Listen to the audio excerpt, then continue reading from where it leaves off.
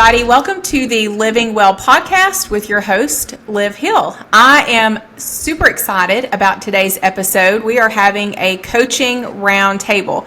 You guys hear me talk all the time, but there is a huge coaching staff that's with us here at LHN, and we've got most of our coaches on with us this morning. Some had some conflicts and couldn't be here, so we're excited to have everybody here. Now, before we jump into this episode, which is going to be a coaching roundtable, we've got lots of Q&As that we're going to answer. I'm going to tell you that it is November 10th, and it is snowing outside at my house. So I'm in Tennessee, and I just looked up as we got ready to record this, and I'm like, oh, it's snowing. So I'm wearing a turtleneck, so I'm prepared today for the snow. And I know that it snowed in Indiana all day yesterday, I think today as well. But then later on this week, it's supposed to be 65 or so. So rodeo show, but here we go. I'm not mad about little snowdrops coming down this morning. All right, so we're going to jump into today's episode. What we're going to talk about is several Q&As. So I opened it up on social media. Tell me some of the questions that you have that you want answered. We're going to answer them as a round table. Hopefully we'll be able to get this together for you guys every couple of podcast episodes. It's a great way for us to hear what's on your mind, hear what you want answered, and then be able to directly help you meet the goals that you want to achieve. So let's start off. The first question was how to focus on health when your spouse isn't. So who wants to take that one? I can take that one, Liv. All right. Tell us who you are for those that are not watching on YouTube. Coach Megan here, aka Glenn. But so one of the things that I honestly can say that personally I've experienced through coaching and personal life is just leading by example. If you are cognizant of prepping out your meals and doing everything you can do to make sure that your spouse is seeing you do this, they're gonna follow suit. Like it's eventually, it may take some time, but they're eventually gonna start kind of picking up on tidbits that you're doing, whether it is trying to get some more steps in. Like your spouse naturally wants to spend more time with you. I mean, I hope so, but naturally that's what they want, right? So if you're going out and getting some steps in and going outside and getting some movement in, naturally they're going to follow that. You know, if you're in the kitchen and you're cooking, naturally they're going to be in there with you. And so building off of that, you know, I think for me and for what I've seen within my clients is that the best way to inspire your spouse is to quietly show what is possible when you take care of yourself. You know,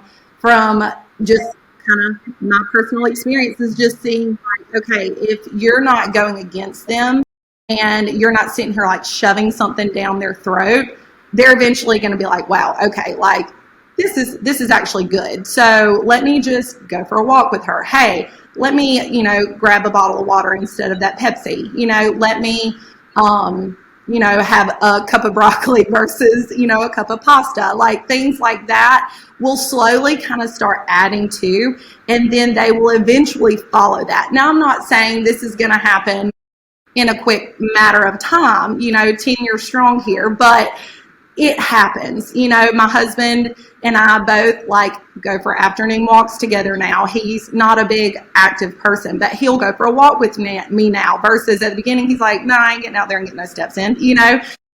So I think it's just living it in front of them, just like we would, you know, in our walk with God. The way that we win people is not by us forcing it down their throat. It's by us living it and breathing it in front of them. That's good. That's good. I think another point too is that we want to have joy in our personal journey. So just like you said, like with your walk with God, if you're over there like, you want a Bible study and you're all like cranky about it, they're like, no, I don't want none of what you got, because you're cranky about it and you're miserable and you're complaining about it. Why would I want a Bible study, right? It's the same with your spouse. Like if you are cranky about your own journey or cranky towards, it could be if you're cranky towards your husband about, you know, well, I have to eat this food or I have to do this, then they're going to be turned off for it too. So I think finding your own reasons of why you're doing it, not expecting your spouse to want to love it straight out of the gate, like that's not fair either, expecting your spouse to want to invest in something that you want to invest in. And we hear it all the time, preached from the pulpit, that your spouse is not responsible for making you happy, right? Like that's not where your place of joy comes from. So you might be setting yourself up for false expectations if you think, well, now because I'm ready to focus on my health, everybody in my house should be, my husband should be, why are they not all on board? Well, it's going to take them a while, and that can't be the source of you wanting to improve your health. But it's great if they want to do it with you, but if not, I think we have to be okay with that and find the joy ourselves. And if we find joy in it, we'll be happier, and then also that will rub off. So I think that's great. Absolutely. All right, next question is, let's talk about menopause. So there was just not a specific question about menopause, not a specific what do I do here, but anybody want to add anything on perimenopause, menopause, any helpful tidbits there? Yeah, so I can take that one, Liv. Okay, say who this is. I was actually reading a study. This is Coach Brittany. Oh, sorry. Hi, I'm Coach Britt. So I was reading a study this morning, and it said that studies show that women lose 3 to 8% of muscle each decade after 30 if they don't stay active. And to me, that was like a big aha moment, because a lot of us in perimenopause, menopause, postmenopausal, one of the things that most people don't do is they stay active. They might walk, but they don't strength train. So if we want to protect our bodies, then we have to strength train. Also, having quality nutrition. So nutrition in the terms of quality types of foods, protein is going to be a big helper with that. And then strength training, like shifting the focus of oh, I have to do this, I have to strength train, to looking at it as this is my safety harness. Mm-hmm. This is my safety net to be able to support my bones so I can be strong, functional. Functional is a big portion, because I've got a 13-year-old almost on Thursday, and then I've got a 4-year-old. That's a big wide range. But I want to have functional type of health as well, to where I can, airplane my, 4-year-old around, but to where I can also run and keep up with my nearly 13-year-old. I also see that in a 20-year lens, looking at my mother. She is, she's 58. She's going to be, she takes care of all of, her grands, but she needs functional, strong bones to be able to do that. So, prioritizing quality sources of protein, so 1 to 2 palm-sized protein per meal can be a big helper. Strength training, a minimum of 2 times a week, but a sweet spot being around 3 to 4 times a week. That can be a big needle mover. Not only can that be a support, but it helps a lot of those peri and postmenopausal symptoms. So a lot of us will, I say us because I'm in that boat as well. So a lot of us will have hot flushes. That's a big thing. Hot flushes, insomnia, and night sweats. Those things, I hear so many times when they're like, Britt, what can I do? Well, quality nutrition, strength training. Those are 2 of the biggest helpers to be able to improve those things. Also, brain fog. Brain fog's a major one. They're I will just forget what I'm saying mid-sentence, or I'll walk out of a room and I'm I don't even know what I was going to do. Mm-hmm. Quality types of food, strength training helps improve our cognition. Another portion that sometimes doesn't really get talked about is pelvic floor. So pelvic floor, along with urinary incontinence, those 2 things really go hand in hand together. So when we look at a functional side of things on improving our lifestyle and our bodies, then that's something that automatically gets improved, is our pelvic floor, along with the urinary side of things as well. Helps us reduce that risk of injury.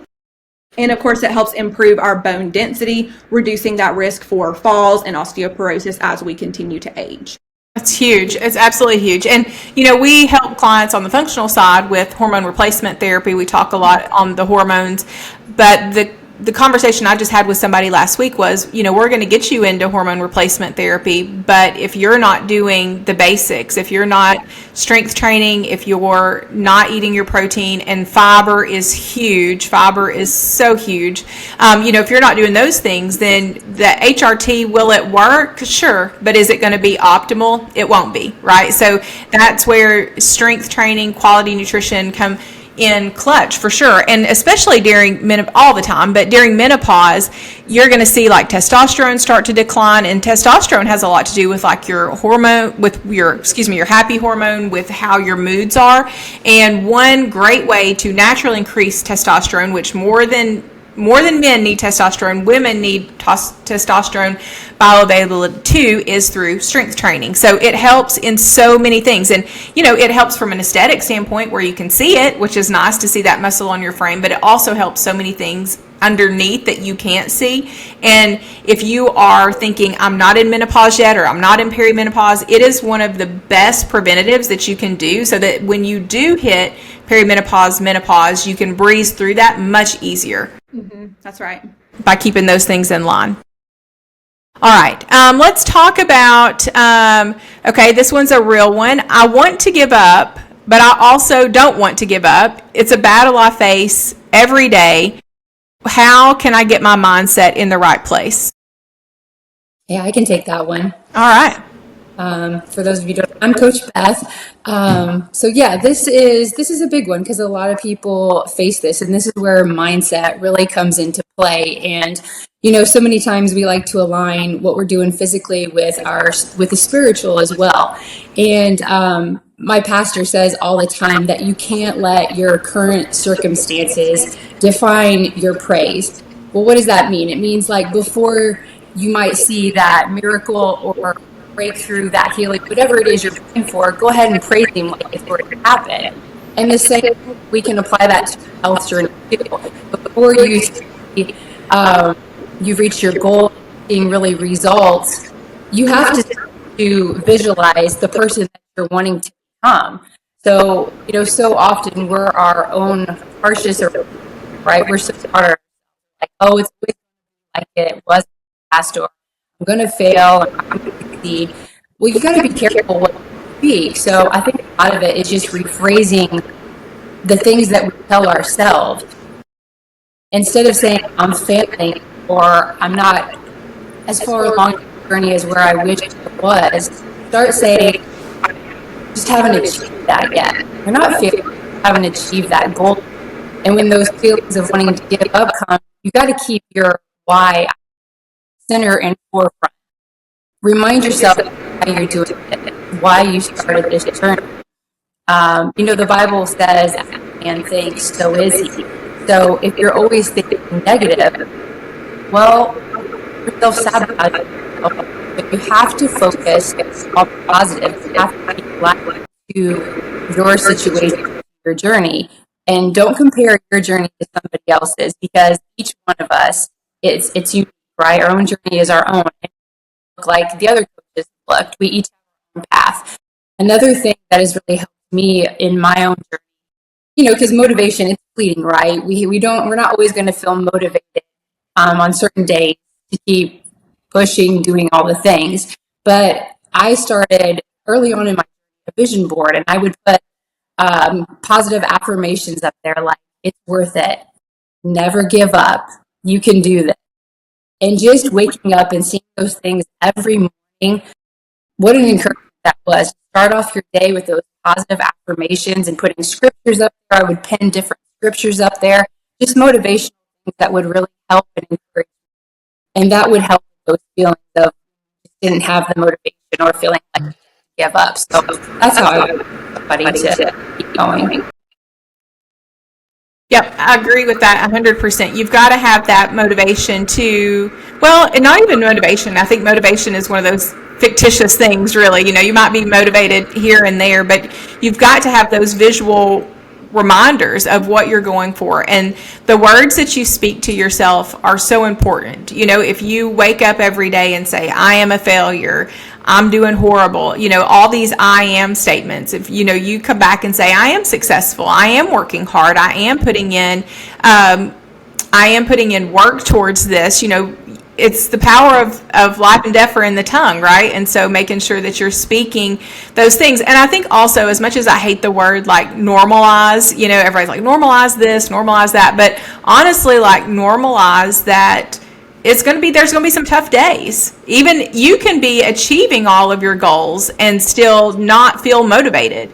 You could see some people are really driven by a lower number on the scale. Some people might see a lower number on the scale or hit a PR in the gym and still feel like they want to quit, which is like such a weird paradox of the brain, to be like, I'm hitting everything that I thought I wanted to hit, and why do I still want to throw in the towel? So you do, as much as I don't like the word normalize, you do have to normalize that the brain is odd. The brain is odd, and just try to keep positive things in front of you, not toxic positivity, things that will resonate with you. I know that I'm big on mantras and having a mantra that speaks to me and helps me, and I've used mantras, and I encourage my clients to use mantras too, that something that triggers you to have those thoughts that keep pushing you forward.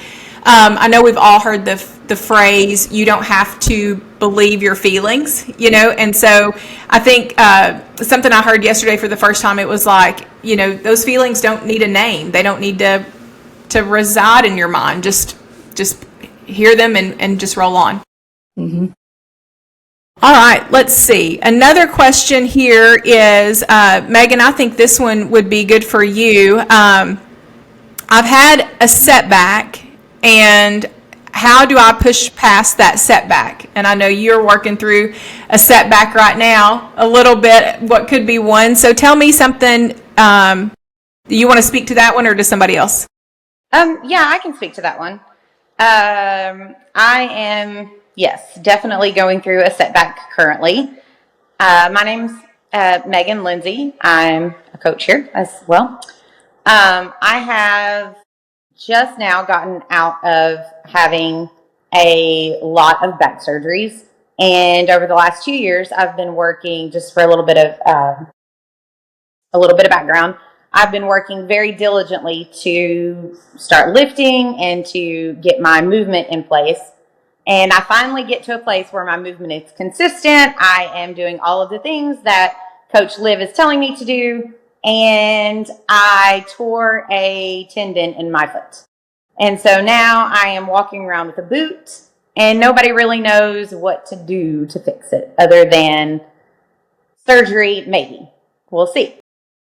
So it has been a very difficult journey for me over the last few weeks, trying to get into a mindset that all of my work hasn't been wasted just for something else to come in and knock me off, knock me out of my lifting, out of my movement, out of my journey overall. So my number one piece of advice that has gotten me through this is pivot. When we get to a place where something has happened that we can't control, I cannot control that I hurt my foot. I would have loved to have not hurt it if I could go back. I would not do the movement that did hurt it. But I'm at the place now where this is what's happening, and I don't want to, number one, it's not good for my mental health to go back into myself and to let myself get into the place where I was 2 years ago, not able to walk from the bedroom to the bathroom. That's not a good mental place for me to be in. So, are there movements that I can still do? Yes. Can I do all the ones I want to do? No. So, what I've done in the last few weeks is, and I'm going to continue trying to do because I need to get better and better about it, is pivoting. What can I do? What am I able to do in certain pieces? And where can I, manipulate what I'm doing so that it fits my current lifestyle better? If you have injured yourself and you can't do, anything standing or bending, there are lots of sitting exercises. There are ground exercises. There are wall exercises. Those are the things that I'm trying to, because I can't put any pressure on my leg. So those are the things that I'm still trying to fit into my schedule. And I'm also making a conscious effort to focus more on my nutrition than I was prior, because it's just the nature of the beast. I'm not moving as much as I was. I'm also not taking as many steps as I was, and I'm not able to strength train every single part of me or lift as heavy. So you have to pivot. You have to adjust your movement so you're still getting movement in, but you also have to be true to yourself and say, it's not exactly the same way it was. Doesn't make it bad. It just means I have to pivot in other places as well. And nutrition is one of those places. That's good on a lot of levels. So I agree with what you're saying. So it's easy to, a lot of this is talking about feelings. And I can't remember the exact, what is it, that emotion is 40% of the journey, which is why we have Tommy on the team. He's doing a counseling session right now, which is why he's not on. But we've got Tommy on the team because 40% of it's emotion. You've got to regulate those emotions. You've got to get some things in check there. And it's easy to get into your feels when you've had an injury or a setback. A setback could be something like you're saying, Megan, where you've been injured. It can be it's not a setback to have a child, but if you've been heavy lifting and you've had a C-section, I've been there twice, it can feel like a setback to be like, okay, how am I going to get back into this? A setback could even be longer work hours. It doesn't have to be an injury. It can be, they've extended my shift or they've added an extra day to my shift. Anything like that can cause us to have a setback where we need to pivot and do things differently. I like, too, what you said about you're in maintenance right now. So when you're in maintenance, you don't have to watch your nutrition as much. You don't have to be as laser focused as you do in fat loss. And so we've recognized that, okay, your NEAT movement, which accounts for a lot of energy expenditure, your steps, your NEAT, NAT, is much lower. Yeah. So it's like we've got to adjust some food there to compensate from that non-exercise activity thermogenesis, which is what your NEAT stands for, to allot for that so that you're not expending as much energy.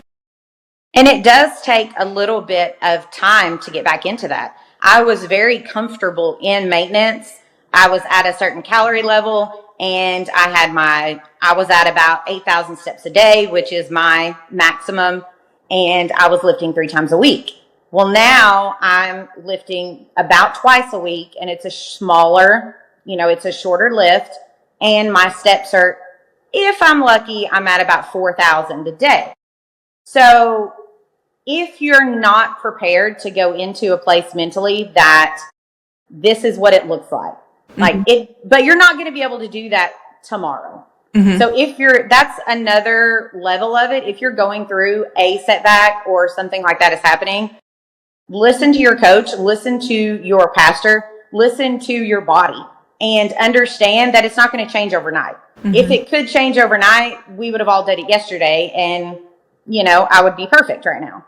That's not how it works. It takes a little bit of time. It takes, some progression to be able to work down from being in maintenance to realizing, oh, hey, I'm not eating as much or I can't eat that much anymore. I need to pull it back a little bit. I can't work that much. And it doesn't mean that your effort or your results are going to be any diminished. Right. It's just different. Mm-hmm. Different isn't bad. Different isn't diminished. It's just different. Right. Well, and that's leads us kind of into the other question, which was, how do you know what your macros are? And we get this question a lot, like, can you just tell me what your macros are? And you guys know that there's influencers, I've seen these posts lately that's like, I am not an influencer. And it's kind of a revolt against the influencer-ish stuff that's out there. Have you guys seen that stuff on social media? Like, I am not an influencer.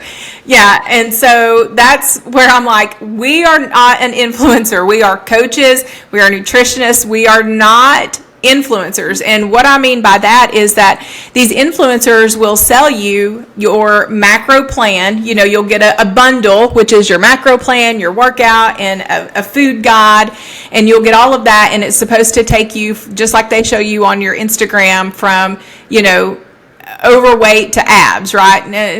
And guys, if you hear nothing else from this podcast,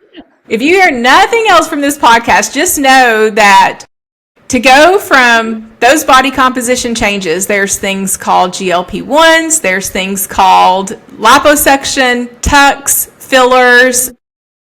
Just know that. Let's be filters, AI, Let's use our logical brain. I talk about that all the time. Use your logical brain. But anyway, the influencers out there will tell you, well, this will sell you your macro count, and that's popular. But that macro count, just like with what Megan is saying, like that macro count would be null and void to her when she needed to pivot. And just like what Brittany was spelling out over here with somebody who's going through menopause and perimenopause, like that is going to be dependent on your diet history. And so somebody asked the question, how do I know what my macros are? So macros are something that are ever changing. You're not going to have a set of macros, and those macros are going to last you for the rest of your life. They're fluid. Macros are changing. They're fluid depending on what your previous diet history are. That's one of the biggest indicators of where your macros need to be, is what your previous diet history is.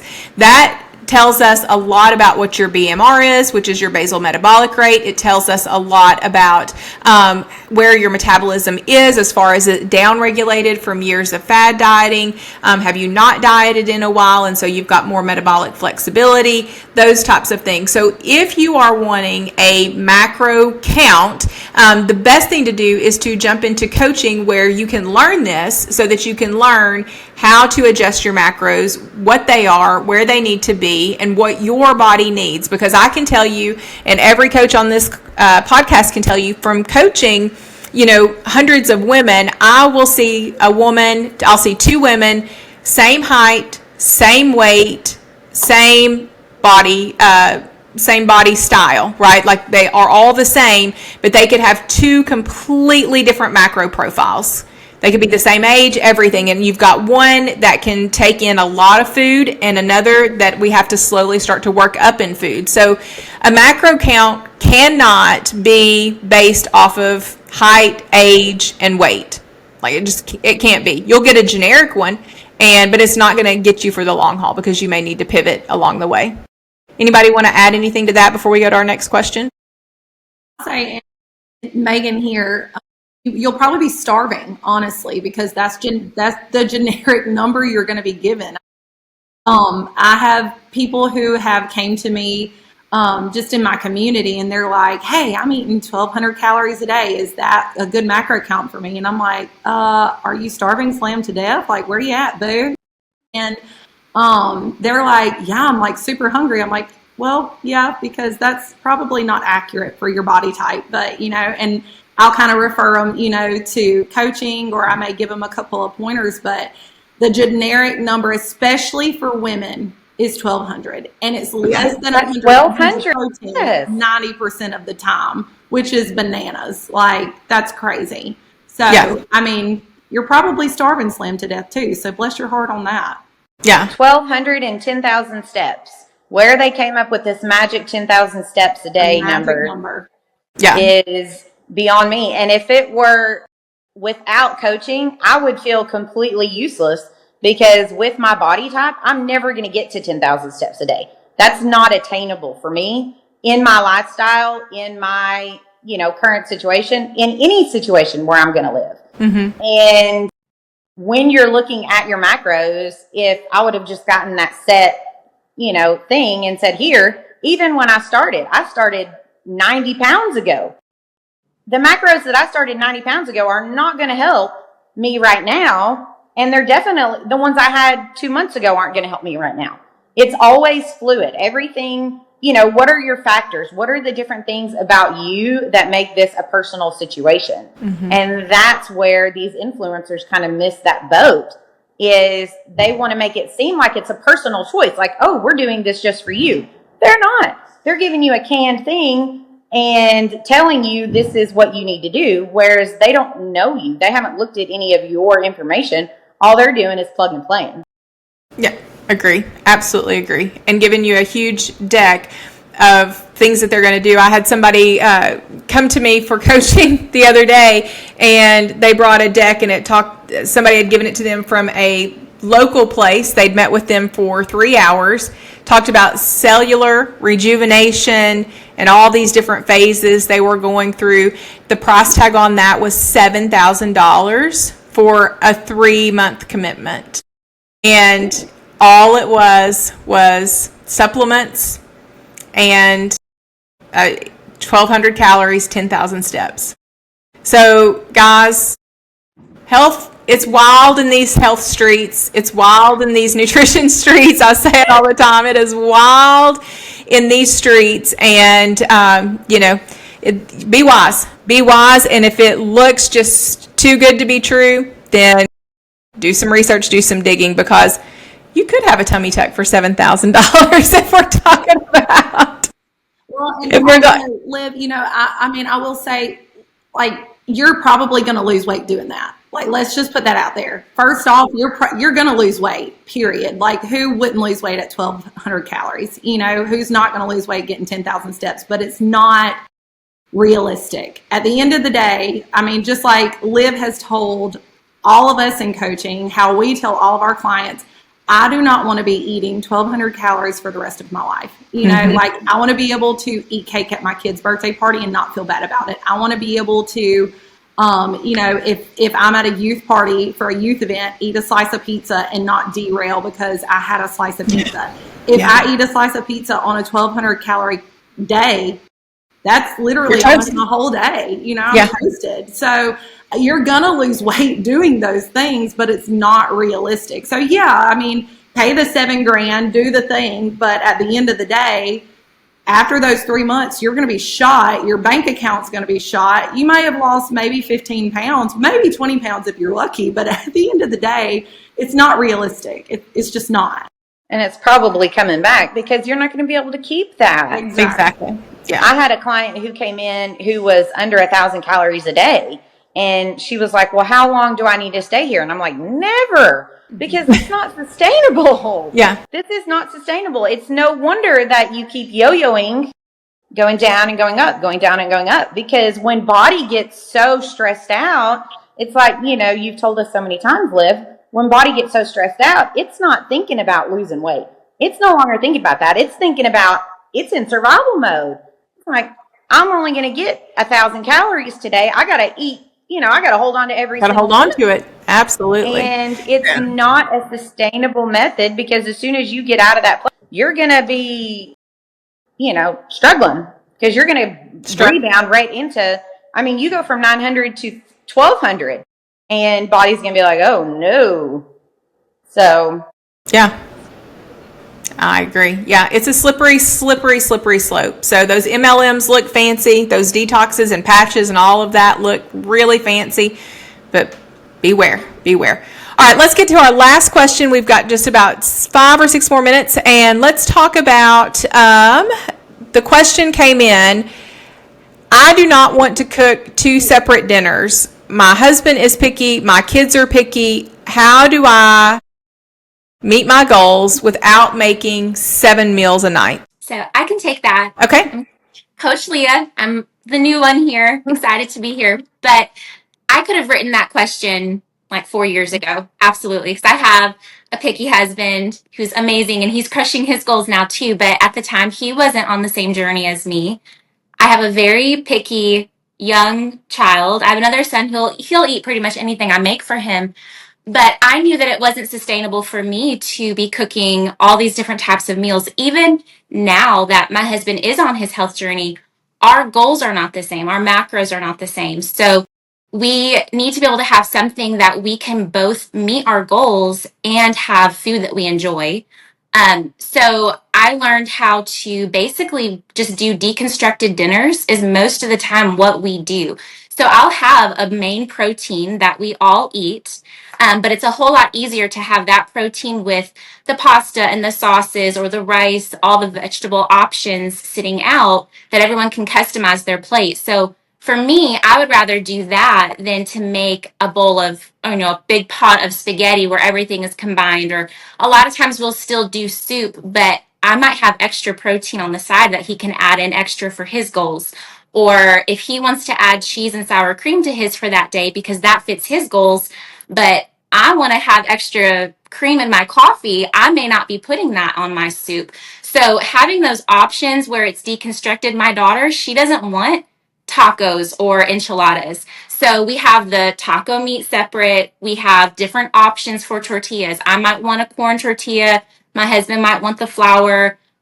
She may want a quesadilla where the rest of us want to have the peppers and the onions. So having deconstructed meals, that's how we meal plan all of our meals. I'll have things in the fridge and we just open the fridge. We've got a container of meat and I can portion out 4 ounces. My husband can portion out 5, or vice versa based on how our day was. So having those options has really helped, not just because of my health journey, my husband, but also because we do have some picky eaters. So that keeps the spice level down for one, add extra hot sauce to yours. So I think that's been huge for us. That is huge. And I was in the habit of doing that, not what you're saying, Leah, but years ago, of course, being in this health journey, it's going on 16 years now. You got to go through a little bit of everything. But I remember what brought me around to that was my kids were like, Mommy, because they were little, Mommy, why don't you ever eat our dinner with us? I was like, well, because Mommy's afraid of food, but, then I came around to realize that you could do things like that, like deconstructed dinners and making protein ahead of time and just having little pieces to choose from. It also gives your kids some autonomy to make their own plates a little bit, try some new things. They might put something on there you didn't think they would. I know that my youngest daughter all of a sudden is like wants lettuce on everything, and that's unusual, but it's just from being exposed to it in that way over time. Yeah, for sure. I mean, we teach our kids by example. So if we're showing them, like, go back to that 1,200 calorie a day diet, we're teaching them that fear of food or the fear of carbs. I can't have bread. Well, it's not that I can't have it. When we're choosing this lifestyle that we're doing with our coaching here, we're teaching them that you can, but maybe I already had a donut this morning because we had a party and that was awesome, but I'm really not feeling like having the dinner roll with my spaghetti tonight. And just showing them that balance, I think it's really important to teach them by example. They may not have all of the same things on their plate, but we're showing them what those options are and that it's okay. That's so good. That's so good. All right, everybody. Well, this has been a great podcast. We will do this more often. If you guys will leave us feedback, talk to us over here on social media, let us know if this was helpful, if you like this format. As always, thank you all for listening to the Living Well podcast. We have a ton of free resources over on the website, livehillnutrition.net. We offer nutrition seminars. We are currently booked up through the summer months, but if you want to get a nutrition seminar in the late fall, early winter of 26, we have some availability there. Also, this is a fantastic time to jump into coaching. If you've heard any of this and you're thinking, oh, wow, I'm not quite sure that I can do any of this on my own, or it would be fantastic to have the accountability, we are here to help you in your journey. So thanks so much for listening to today's episode. We look forward to catching you on next week's. Have a great day, everybody. See you later.